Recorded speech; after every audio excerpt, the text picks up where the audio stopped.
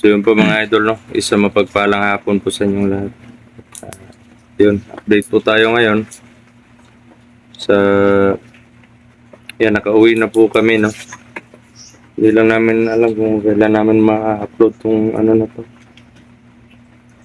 Video. Yan sa brother John. Okay na yung sugat mo sa ano. Yan, may sugat po ako dito mga idol. Medyo masakit pa nga po. Pero yung ano lang po, sumpa.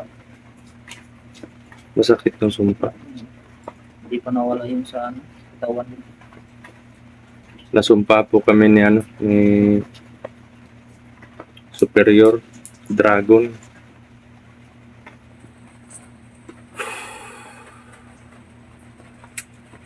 Pero di bale mga idol, lumalaban pa rin po. At siguro mga ilang araw balik exploration po kami. At babawi po kami mga idol, no? Babawi po kami sa ginawa nila sa amin. At di ko alam kung ano na nangyari kay Commander Cruz.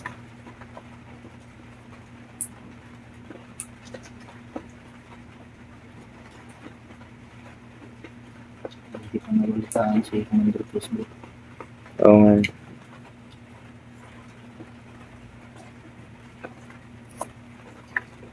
Mahirap lang po talaga mga idol na ganito yung sitwasyon. Kung saan kung kailan pa yung kailangan namin na tuloy-tuloy yung exploration namin para sa mission. Yan, nagkataon pa na ano, may mga problema din, yung may mga pangangailangan din kami, no, para sa pamilya namin. Totoo po yung mga idol.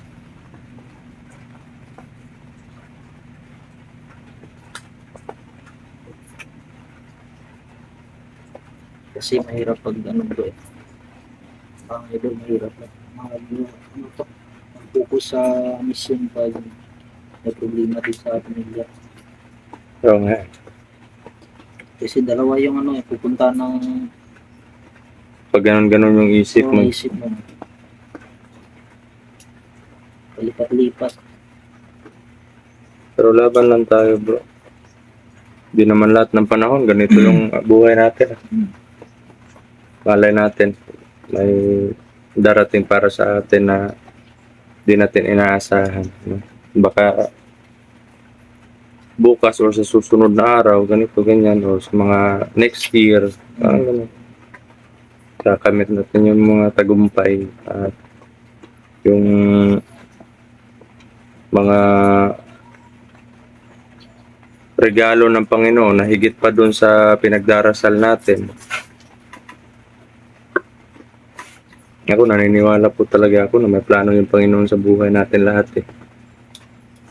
Kaya hindi po ako nawawalan ng pag-asa mga idol. Medyo nahihilo lang po. Gawa po ng ano, dun sa sumpa or barang ng ano. Mahirap pong tanggalin kasi kailangan pa namin mag-alay dun sa ano. Ang tawag din po. Diwata. Pero try lang po namin na ano, na mag-orasyon kami kasi ilang beses na kami nag-orasyon para matanggal lang yung ano sa amin. Pero wala ang nangyari. Gagawin namin pag matapos na yung problema namin sa pamilya namin, mga idol, at medyo gumaling na din po yung bugbog namin at sugat. Lumbalik na yung lakas. Balik exploration po kami, continue to kill sa mga masasamang tao at pag-rescue doon sa kapatid natin, no? Kahit sinong kapatid natin or yung mga inosente na nasa kamay ng kalaban, re-rescue po natin. At hindi ko na ano si Dudoy, nag-ano sa akin yun, nagsabi yun na, Kuya, may mga ginagawa pa ako. May mga importanteng ginagawa pa daw siya. O mga nilalakad, gano'n. Silang dalawa ng papa niya. Kaya sabi ko, mag-focus ka muna dyan. At pag mo pabayaan yung sarili mo. Kasi delikado. At gawa ng hinahunting tayo ng mga kalaban. Lalong-lalo na si ano bro, si Balaw. Huwag kang kabahan dyan sa balaw na yun. Hindi lang ako bro. Hindi lang ako mapalagay bro. Bakit sa tono ng pagsasalita ni Balaw pati yung sarili kong pamilya at sa sarili kong buhay dinadamay niya sa kagubuhan ng bro. Pero para sa akin bro, kung makaharap man natin si Bala, wala din namang magagawa yan sa atin eh. Alam natin yung limitasyon niya, alam natin yung kahinaan niya. Ang delikado ngayon yung mga kaharap natin. Oo. Hindi ko naman po sinasabi na mahina or kayang-kaya lang namin si Balaw. Pero ugat po yung ano natin eh. Ugat po yung pinupunteriya natin dito. Kung sino yung nag-order. Sino yung ano. Alam ko may nasa likod pa ng Commander Drago na yan at si Phantom. May malalaking ano pa yan, may malalaking nagpaplano pa or nag-uutos sa kanila, may malalaking tao. Pero posibleng sila din yung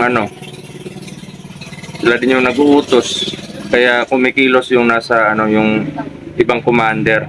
Oo. Kaya sabi nga ni makukuha naman natin ng pattern yung sinabi ni superior na may pinapakilos siya ng mga tao para buhayin yung namamatay ng mga yung kaya pang buhayin ng mga commander at may mga may mga tao din na may mga ibang commander din na inutusan niya ganito ganyan napigilan yung iba or gumawa ng kasamaan, kasakiman. Yun yung point.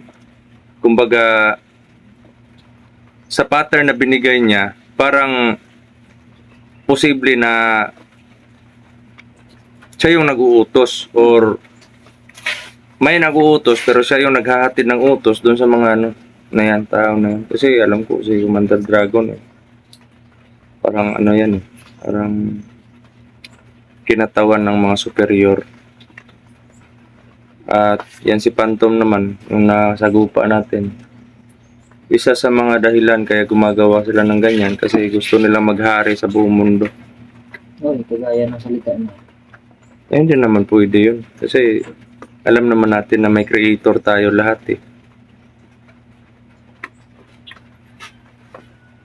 Pero sa totoo lang mga idol, yung mga sinasabi ni Balaw tungkol sa amin, hindi naman sa pagyayabang, hindi lang.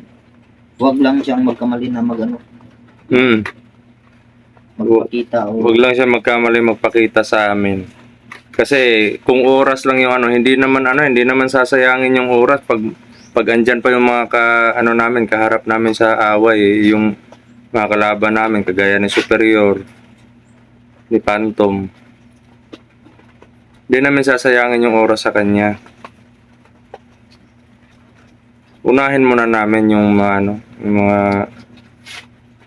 na yun, si Superior tsaka si Phantom. Pero pag wala nang asungot o hindi na masyadong mabigat yung mission namin o yung mga kalaban namin,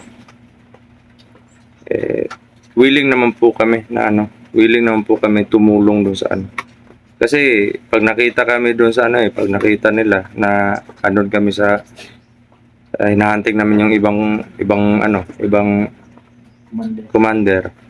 Kikilos yan, makakakilos yan, malayang mga kilos yan. Mga tao na yan. At may mga kapatid din naman kami doon sa kabila na pinipigilan yung mga plano ng mga ibang commander. Kaya saludo din ako sa mga kapatid namin. Hindi sila nawawalan ng pag-asa din na mapuksa yung mga masasama. Yun nga lang, sa mission namin kay Cruz nung nakaraan at mission to kill Phantom at mabawi yung medalyon ko. Ano po kami nun? Losing po kami or natalo kami dahil dumating bigla si superior siguro dahil dun sa mga dahil dun sa mga alas na natin binitawan dun kay Phantom, inaramdaman niya yung mga aura na yun. Kaya siguro tumakbo siya. Kasi nung dumating siya parang tumatakbo siya tumatawa. Paglingon ko ganun, wala na yung orasyon, wala na, tamaan ako.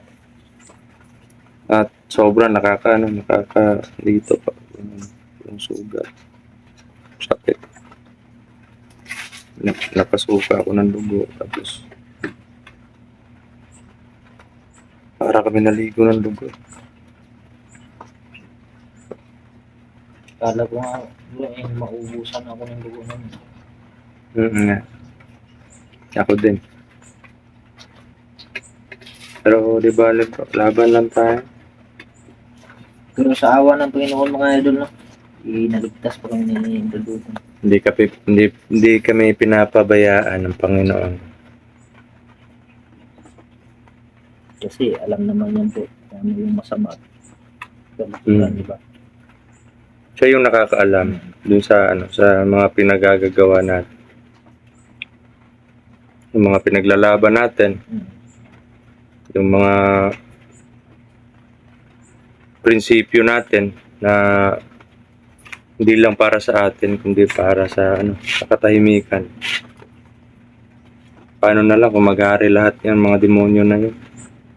Wala nang mabuting tao sa ibabaw ng Wala na. puro na masama. Kasi mga yung mga mabuting tao Kontrolado na. tapos na rin, mapasama na rin doon sa Kumbaga no choice na. kasi akitin nila yan bro Kaya andito po kami pumipigil dun sa mga plano nila or dun sa pagpapalaki ng hukbo nila para hindi matuloy talaga yung mga binabalak nila na alam natin na nakaka-apekto dun sa simpleng pamumuhay natin, lalo na sa mga sa mga mag-uuma, magsasaka. Takot sila na andun sa bukid nila. Kasi andun yung mga kalaban. Yung mga pinagtataniman nila ng gulay para mabuhay, makakain. Wala, hindi na napupuntahan dahil sa mga tao na yun.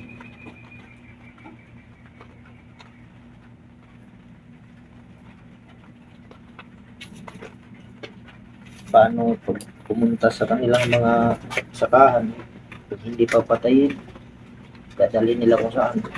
Oo. Nila. Pipilitin nilang sumama. Pipilitin nilang kung ayaw nilang sumama, hypnotize. Kung hindi madadaan sa pakiusap or dun sa kakausapin nila ng mahinahon, kung hindi madadala, i-hypnotize nila. Yan yung delikado talaga, mga idol.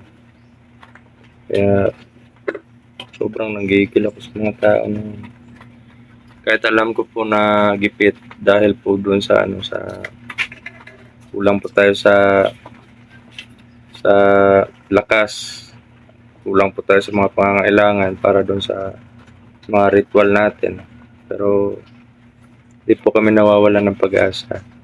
Kahit buhay po namin namin dyan, iaalay namin para maubos lang yung mga tao na yan. Mamatay man kami sa digmaan na yan, pero sisiguraduhin po namin na sama-sama po kaming mawawasak talaga. Mamatay man kami, gusto namin, tanggap na namin yon kung mamatay kami sa digmaan na yan.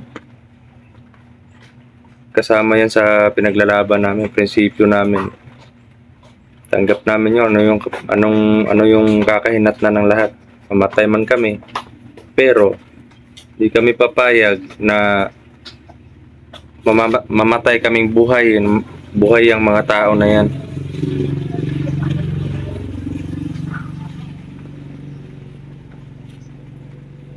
Alangan naman bro. Sila buhay, tayo patay. No, dito papayag. Pinaglaban natin yun. Dapat kung patay sila, patay tayo, patay din sila. Patay din sila. Walang matalo, walang mananalo. Sa amin lang, ginagawa lang po namin yung best namin para mapuksa sila. Di po namin hangad na manalo. Kasi di po namin hawak yung kung hanggang saan lang yung buhay namin. Di po namin hawak yung desisyon na yun.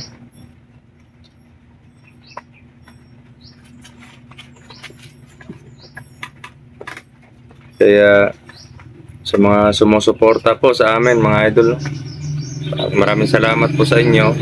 Dasal, pagmamahal, at sa mga suporta ninyo sa amin. Maraming salamat po. At yun, love. At sa sa mga kapatid natin na nasa ibang bansa. Mag-love shoutout po sa inyo mga idol, mga ate, mga kuya. At sa mga taong tinanggap po kami bilang isang pamilya. Maraming salamat po sa inyong lahat. Pagtanggap bilang kapatid, anak. Sobrang laki po yung pasasalamat namin kahit nasa lang nyo lang kami nakikita sa YouTube lang or sa cellphone, sa TV. Ganun lang yung ganun pa rin yung pagtanggap nyo sa amin. Bilang kapatid, anak. Kaya proud po kami sa sarili namin na may katulad nyo na nagmamahal po sa amin, sumusuporta at nagdarasal po sa amin. Sa mga silent viewers naman, may love shoutout po sa inyong lahat. Sa mga solid supporters, may love shoutout po sa inyong lahat. Maraming salamat po sa palaging pag-pray, pag-aabang sa mga video namin ina-upload. Yung mga video na po ito, hindi po namin ina-upload para paniwalaan nyo po kami.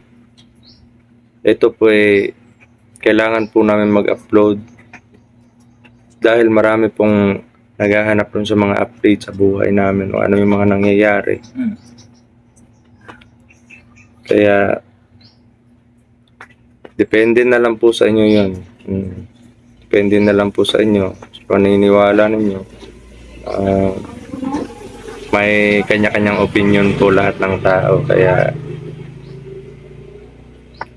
nagpapasalamat po kami sa lahat ng suporta ninyo, pagmamahal. Gabay, yan. Gabay dahil dun sa mga dasal ninyo. At huwag po natin kalimutan na hindi tayo pababayaan ng Panginoon palagi. So, yun. Hanggang dito lang po mga idol. Ang update natin. Shoutout po sa lahat. At ito po si Brad Dudong Adventure nagsasabing mahal na mahal po lahat. Si Adventure 23 po. Yeah. Sasabing mahal na mahal po kayong lahat mga idol. Lahat po kami.